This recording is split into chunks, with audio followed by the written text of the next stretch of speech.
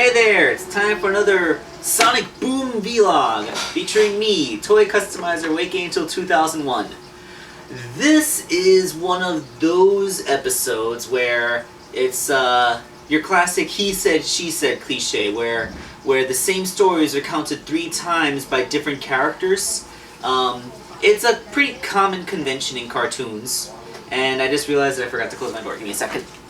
Okay, so with outside noise cut out, let's resume. Alright, so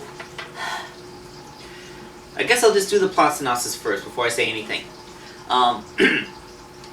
The episode starts with Tails coming into his workshop and finding it all charred up and everybody's covered in soot, and he's like, what happened in here?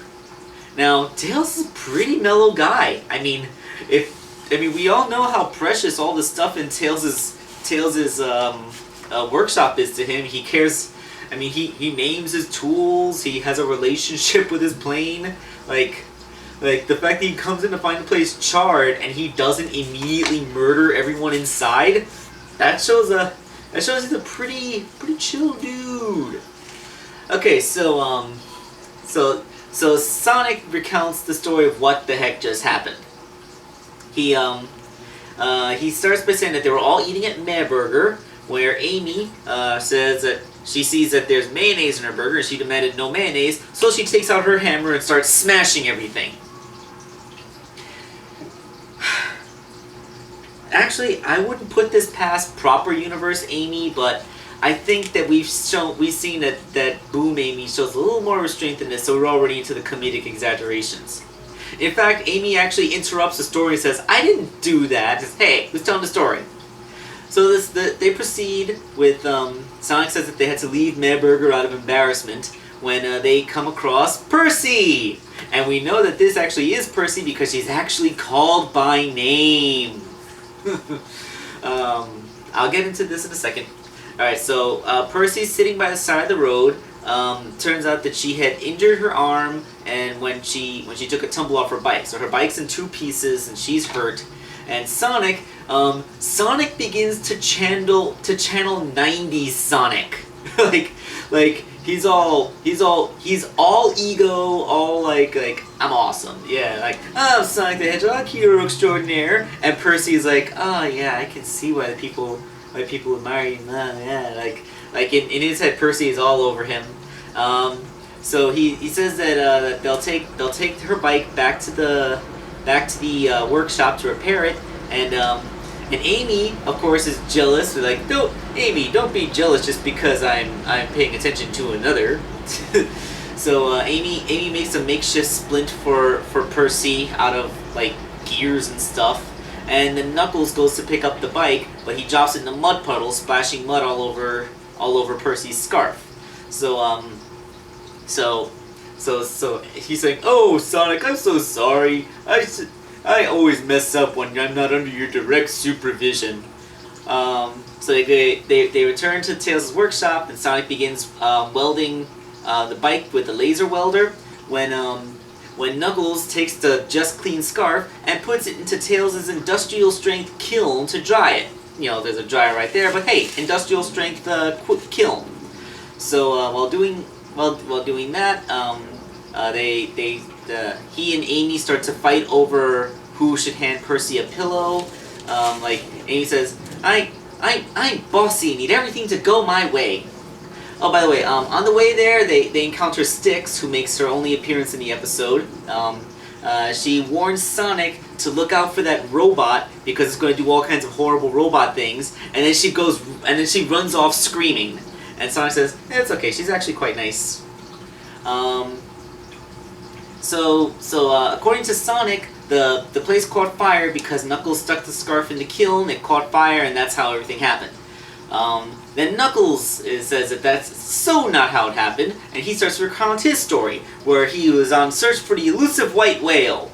And he was like, we're talking about the fire in the workshop. I'm getting to that. And it's implied that Amy is the white whale. So the story, instead of recounting what happened at Meh Burger, the story actually resumes from where they met Perci. And in this case, Sonic is being a dumb idiot who's like all trying to do things to impress her, but it's all Knuckles because the way you know how Knuckles perceives himself. He's like this awesome guy that all the girls are always fawning over. So in his mind, both Amy and Percy are all over him, and he starts telling you, Amy, attend to her wound. Sonic, let's recover the bike. And Sonic is in his head is this little weak little guy who can't even lift the bike. So Knuckles is like, "Oh, Sonic, you poor thing." So he picks the bike up. Actually, he picks up Sonic and the bike, and they all go to the workshop where Sonic is running around like, "I wanna do the torching." Like in Eggman's mind, Sonic also talks like a really whiny guy. like oh god. So then Amy's trying to do the thing. Amy, in his head, Amy, who put a heating pad on Styx's injured arm to soothe it, says she couldn't figure out how the heating pad works, so she just tossed it onto a pile of newspapers. So in his head, the fire started because Amy threw the heating pad onto the pile of newspapers, causing it to ignite. And this is when they interrupt again, and Amy tells the story. Oh right, Styx. I keep forgetting to do the Styx thing because it's different every time.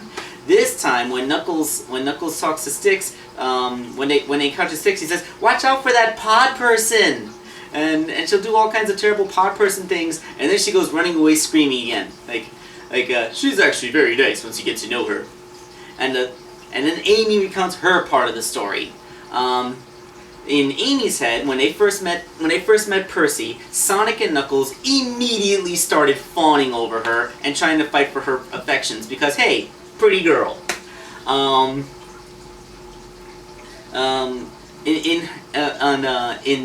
she had seen Percy as acting like a wounded little waif who needs help from everybody, and she has this Southern Belle accent, and So Amy's like, don't.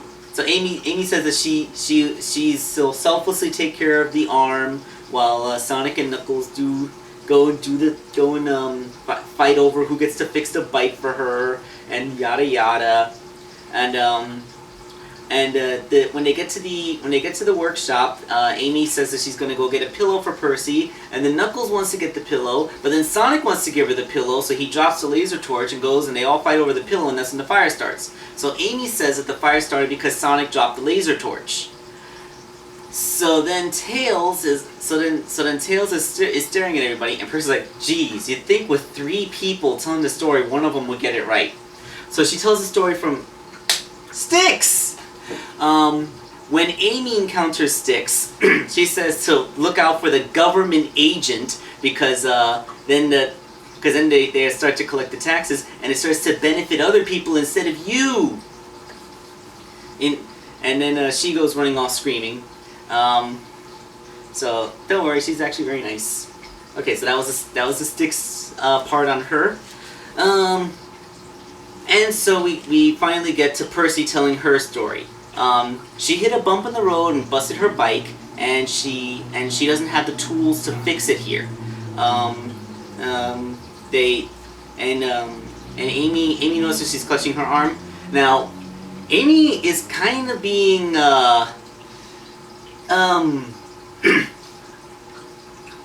she's not being very nice. Like she's like Amy's doing the whole Amy gets immediately jealous is what I'm trying to get at at Percy. Like she thinks that Percy is fishing for compliments and asking for help when she's saying I don't need any help fixing the bike. I just don't have the tools. And the arm is just a bruise. Like she just mentioned that she bruised her arm, but she didn't even ask for help. So Amy splints it all on her own, and like Amy's like, "Oh, fine, I'll get you a pillow." And your princess needs a pillow now. Like it's all this thing. And okay, this time I'm not gonna forget. When they encounter Styx on the way home, she doesn't actually say anything. She just looks at Percy for a second, screams, and then goes running away. And Percy's like, "She seems nice." I'll get to that.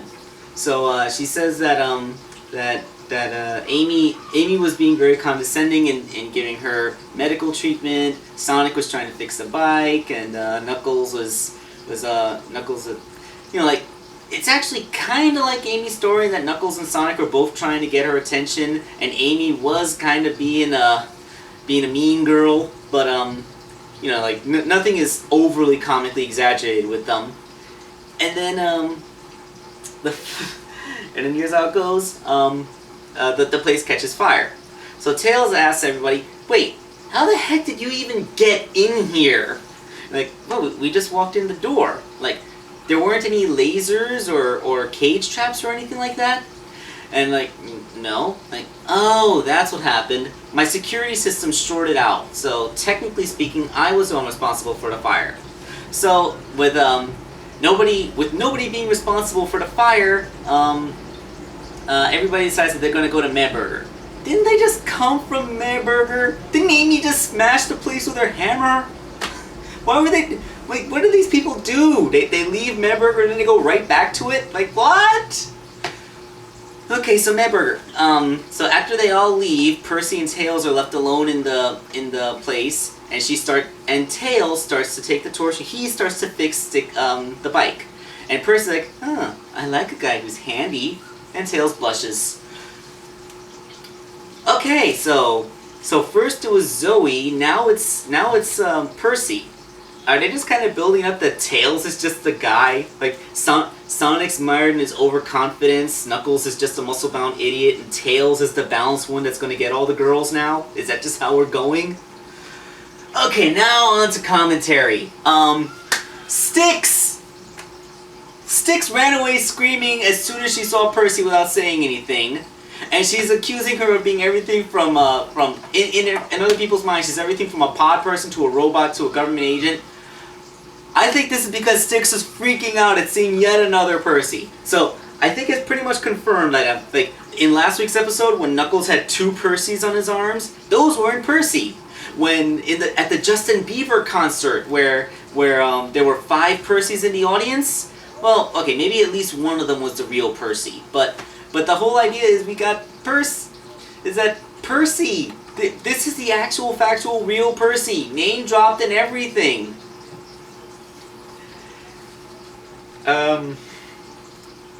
Like, okay, so Percy is actually officially a person now.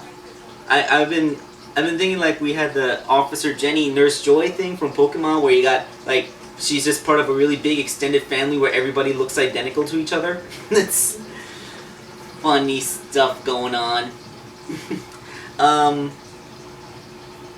Like, wow. So it's nice to see that Percy is actually on the screen, gets a speaking part, has her personality, and she's actually a normal person. She's not some comedic exaggeration. This episode, again, this is a commonly used trope. Like, I've seen this whole he said, she said argument episode in almost every cartoon that comes up whenever they have to do flashbacks from multiple character perspectives. This happens a lot. But you know what? It's a solid story arc. It's funny to see how 3 different characters can perceive the same events and how they perceive each other. Like that's good. And now I'm probably really gonna have to make a Percy figure, cause damn, I kind of really want a toy of her now. Like, why hasn't Tomy made any more toys? Like, they released a 3-pack that had Sonic, Tails, and Eggman in it, or something like that. Like, why do you release a 3-pack of figures that you've already made when you could be making more toys of different characters? I mean, if you want a cartoon toy line, make toys of Percy, Comedy Chimp, Dave the Intern. Make the characters from the cartoon. If you're not making a cartoon focused one, make Metal Sonic and Shadow and Lyric from the video games. Like, do more toys! I want more toys! I might actually have to start making some Sonic Boom customs now. Although when I said I wouldn't be making Sonic Boom customs, I specifically meant that I wouldn't be making like the figures that already exist as toys. Although even that I might have to lift because I know some people are going to want the Sonic Boom toys with Jazzwares level articulation, but that's neither here nor there. We're talking about this, and actually I'm done talking about this. This episode, I cracked up so many times during it. This episode is just awesome. Alright, so this is Wake Angel 2001, and we'll see you next week for the next Sonic Boom vlog.